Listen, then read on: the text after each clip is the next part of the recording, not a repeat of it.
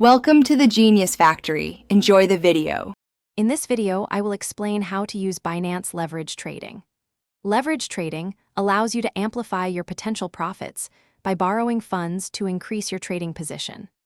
On Binance, you can often access leverage up to 125 times your initial capital for specific cryptocurrency pairs. This means a small price movement can lead to significant gains or losses. It's crucial to grasp the fundamentals and risks before diving in, as it's a powerful tool that requires careful management. To begin, head over to the Futures section on the Binance platform. Here, you'll select the cryptocurrency pair you wish to trade, like BTC versus USD. Next, adjust your leverage multiplier. You might start with a lower amount, perhaps 5 times or 10 times, to get comfortable. You'll also decide between cross-margin, which uses your entire futures wallet balance, or isolated margin, which limits risk to a specific position. Make sure to understand the difference before proceeding. Once your position is open, effective management is key.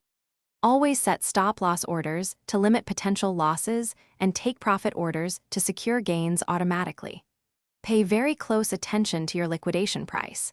This is the point where your position will be automatically closed if the market moves against you, resulting in the loss of your initial margin.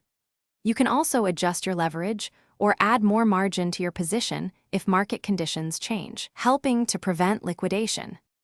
Remember, while leverage trading offers substantial profit potential, it also carries significant risks. You could lose more than your initial investment if not managed properly. It's highly recommended to start with a small, manageable amount and only increase your position size as you gain confidence and experience. Always perform your own due diligence, understand market volatility, and never trade with funds you cannot afford to lose. Trade responsibly and stay informed. Thanks for watching. If you found this helpful, don't forget to like and subscribe.